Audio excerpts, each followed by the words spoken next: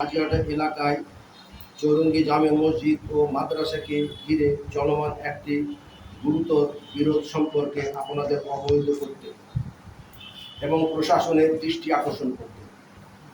গত ২৪ সালে আগস্টে সাধারণ মুসল্লিদের সমর্থনে নতুন আহ্বায়ক কমিটি গঠন করা হলেও পরে জোরপূর্বক আমাদেরকে সরিয়ে দেওয়া হয়। এই সংবাদ সম্মেলনে আমি অভিযোগ করতে চাই, এসব কর্মকাণ্ডের প্রতিবাদ করায় আমাকে এবং আমার সদস্যদের উপর বর্তমান কমিটির সভাপতি ডাক্তার আব্দুল রশিদ, মসজিদের সাবেক সভাপতি ডাক্তার ইকবাল বারী, বর্তমান খতিব আবুল কালাম আজাদ, রবিউল ইসলাম জামাল, হিরো ওরফে হিরু, মোবারক ইসলাম রনি সহ তাদের সিন্ডিকেট কর্তৃক হামলা, মারধর ও মামলায় হয়রানি করা হচ্ছে। এই ঘটনায় একাধিক ফৌজদারি ও দেওয়ানি মামলা চলমান রয়েছে। মামলায় নিষেধাজ্ঞা থাকার পরেও আদালতের নির্দেশ অমান্য করে অবৈধ নির্মাণ কাজ চালু রাখার কারণে তাদের বিরুদ্ধে আরও দুটি ভায়োলেশন মামলা চলমান রয়েছে। তাদের বর্তমানে মসজিদের ভেতরে চলমান নির্মাণ কাজ বন্ধে প্রশাসনের জরুরি হস্তক্ষেপ দাবি করছি। আমাদের অভিযোগ, দীর্ঘদিন ধরে আদালতের নির্দেশ, রাজশাহী উন্নয়ন কর্তৃপক্ষের নির্দেশনা এবং বিভিন্ন প্রশাসনিক সিদ্ধান্ত উপেক্ষা করে মসজিদের ভেতরে দোকান, টয়লেট সহ বিভিন্ন স্থাপনা নির্মাণ করা হচ্ছে। এসব বিষয়ে একাধিক মামলা বিচারাধীন থাকলেও অভিযুক্তরা নির্মাণ কাজ অব্যাহত রেখেছে। বর্তমানে বিচারাধীন গুরুত্বপূর্ণ মামলাগুলো: প্রথমত, বাংলাদেশ সুপ্রিম কোর্টের হাইকোর্ট বিভাগের রিট মামলা নাম্বার ১৫,১১২/২০২৩ এ নতুন নির্মাণের উপর স্থিতিবস্থা স্ট্যাটাস কো বজায় রাখার নির্দেশ দেওয়া হয়। আমাদের অভিযোগ, সেই নির্দেশনা কার্যকরভাবে মানা হয়নি। দ্বিতীয়ত, রাজশাহী জেলা সদর সিনিয়র সহকারী জজ আদালতের মূল মামলা নাম্বার ১৩১/২০২৩, বর্তমানে নাম্বার ২৯৮/২০২৬, এই মসজিদের অবকাঠামোতে মার্কেট নির্মাণের বিষয় স্থিতি অবস্থা বজায় রাখার আদেশ রয়েছে, তবুও নির্মাণ কাজ চলছে বলে আমরা অভিযোগ করছি। তৃতীয়ত, আপিল মামলা নাম্বার ১০৫/২০২৩-এ পূর্বের স্থগিতাদেশ প্রত্যাহার এবং পরবর্তীতে আপিল খারিজ হওয়ার পরও আমাদের দাবি অনুযায়ী নির্মাণ বন্ধ করা হয়নি। চতুর্থত, আদালতের আদেশ অমান্যের অভিযোগে ভায়োলেশন মামলা নাম্বার ৮১/২০২৩ এবং ২১/২০২৫ দায়ের করা হয়েছে। আদালত রাজপাড়া থানাকে প্রয়োজনীয় ব্যবস্থা নিতে নির্দেশ দিলেও এখন পর্যন্ত কার্যকর পদক্ষেপ নেওয়া হয়নি বলে আমরা অভিযোগ করছি।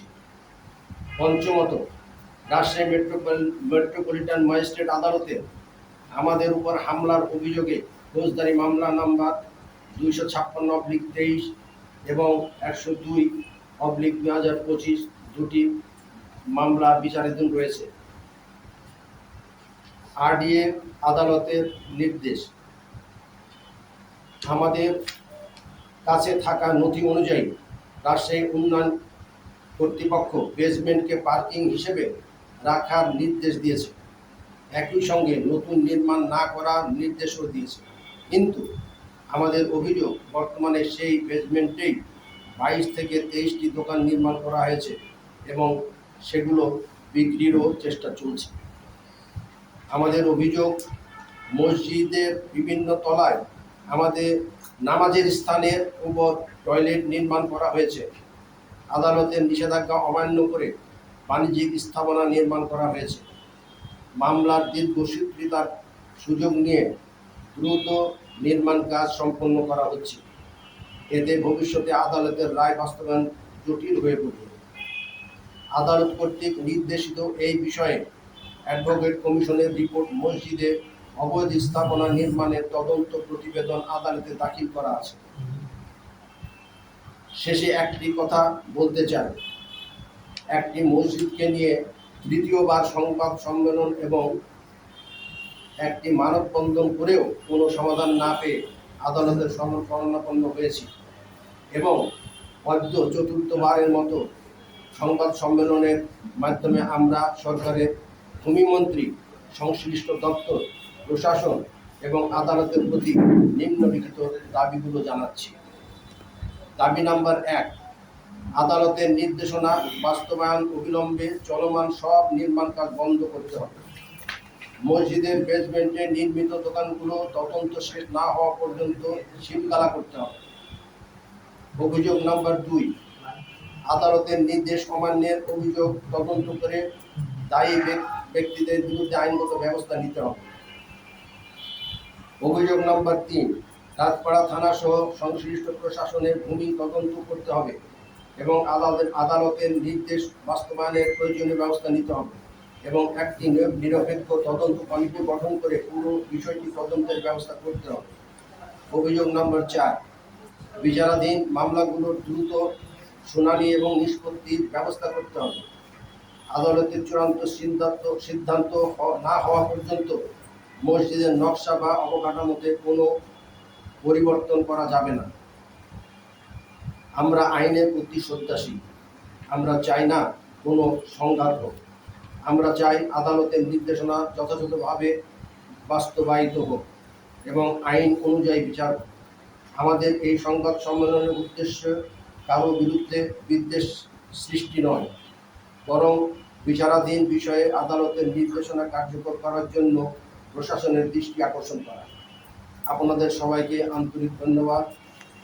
মোহাম্মদ আমির রহমান বাচ্চু, মসজিদের সাধারণ মুসল্লি ও এলাকাবাসীর পক্ষে সকল মামলার বাদী ও আন্দোলনকারী। আমি সাধারণ মুসল্লি হিসাবে আমার বাড়ির পাশের মসজিদে আমাদের এলাকায় 8 নম্বর ওয়ার্ডে কাজিয়াটা মহল্লা। আমরা এই মসজিদে আজ 50 বছর ধরে নামাজ পড়ে আসছি। সেই সুবাদে আমাকে কমিটিতে রেখেছিল, প্রথমত রেখেছিল, কিন্তু তাদের অবৈধ নির্মাণ কাজে বাধা দেওয়াতে আমি কমিটিতে থাকি না থেকে আমি তখন আন্দোলন শুরু করি। পরবর্তীতে ওরা যখন একটা অবৈধ কমিটি আবার 2024 সালে একটা কমিটি করে, সেখানেও আমার নাম রেখেছিল 19 নম্বর। সেটা আমি কাটিয়ে নিয়েছি, কারণ তোমাদের এই অবৈধ কাজের সঙ্গে আমি সম্পৃক্ত থাকতে চাই না, যেহেতু আমি আল্লাহর ঘরকে বাঁচানোর চেষ্টা করছি, আল্লাহর ঘরকে বাজার হতে দিব। 2023 সাল থেকে আন্দোলন করে আসছি, অদ্যবধি আমাদের আন্দোলন চালু হয়েছে। মুসল্লি হিসাবে যখন আমরা বাধা দিলাম কমিটিতে, তারা কমিটিতে মুসল্লি হিসাবে যখন বাধা দিলাম যে আপনারা আল্লাহর ঘরে অবৈধ স্থাপনা নির্মাণ করতে পারেন না, এটা অবৈধ, সুতরাং আপনারা এটা করবেন না, আমরা এটা করতে দেব না। তখন থেকে শুক্রবার প্রথমত আমরা লিখিত দিলাম, সভাপতি বরাবরটা লিখিত দিলাম এবং কজগুলো হাইলাইট করে ওনাদেরকে বললাম, কিন্তু ওনারা আমাকে তখন বললো কি শফিকুজ্জামান সুজন, তখন সে সময়কার সহসভাপতি, উনি আমাকে মসজিদের সামনে অ্যাসল্ট করলেন, অ্যাসল্ট করে রক্তাক্ত করে ফেললেন যে আপনি এখানে কেন, কে আপনি, চলে যান। আমার বাড়ি কাজিয়াটাতে, আমার বাড়ির পাশে আমার মসজিদ, আর আমি চলে যাব, আর তোমার বাড়ি হচ্ছে লক্ষ্মীপুর, তুমি হচ্ছে 6 নম্বর ওয়ার্ডের লোক, আর আমি হচ্ছি 8 নম্বর ওয়ার্ডের মসজিদ 8 নম্বর ওয়ার্ডের লোক, তুমি আমাকে বলছো চলে যেতে, এটা তো হতে পারে। এই ঘটনার পূর্বে